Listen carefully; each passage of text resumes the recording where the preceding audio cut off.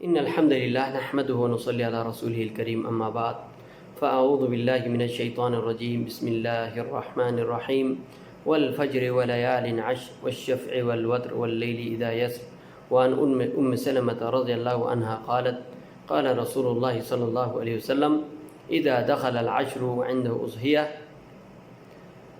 يريد ان يضحي فلا ياخذن شعرا ولا يقلمن زفرا رواه مسلم۔ سامعین محترم، ذی الحجہ کی 10 دن، یہ مبارک 10 دن جس کے اندر کچھ کرنے کی سنتیں ہیں وہیں کچھ چھوڑنے کی بھی سنتیں ہیں۔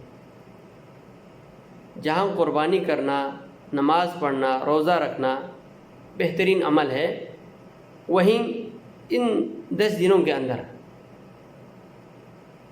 بال کاٹنا چھوڑنا، ناخن کاٹنا چھوڑ دے اور کوئی بھی جسم سے بال کاٹنا چھوڑ دے، یہ بھی سنت ہے، اس کا چھوڑنا سنت ہے۔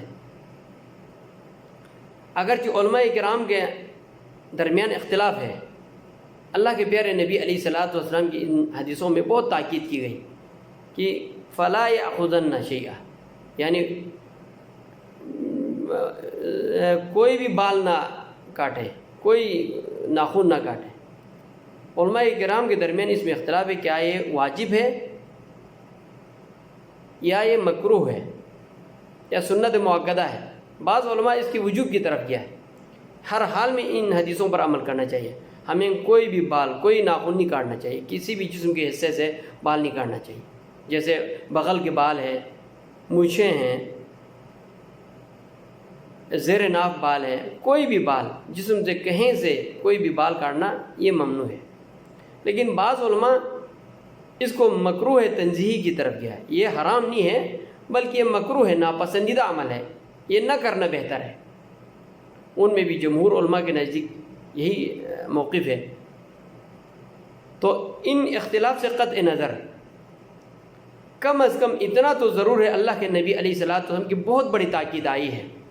اللہ کے پیارے نبی علیہ الصلوۃ والسلام نے بڑی تاکید فرمائی ہے کہ کوئی بندہ قربانی کا ارادہ رکھتا ہو تو وہ اپنے ناخن اور بال نہ کاٹے۔ تو ہمیں چاہیے ان اختلاف سے بچنے کے لیے اس حدیث پر عمل کریں، اپنا ناخن نہ کاٹے، کوئی بھی بال نہ کاٹے۔ اس مبارک دن داخل ہونے سے پہلے، یکم ذی الحجہ سے پہلے اپنا تیاری کر لے، بال کاٹ کے صاف ستھرا ہو کے رہے قربانی تک۔ اور بعض علماء کرام فرماتے ہیں بعض لوگوں کا شروع میں نیت نہیں ہے، ذی الحجہ کی 1-2 تاریخ کے بعد ارادہ کر لیتا ہے کہ ہم قربانی کریں گے، تو اسی وقت سے رکنا یہ بھی سنت ہے۔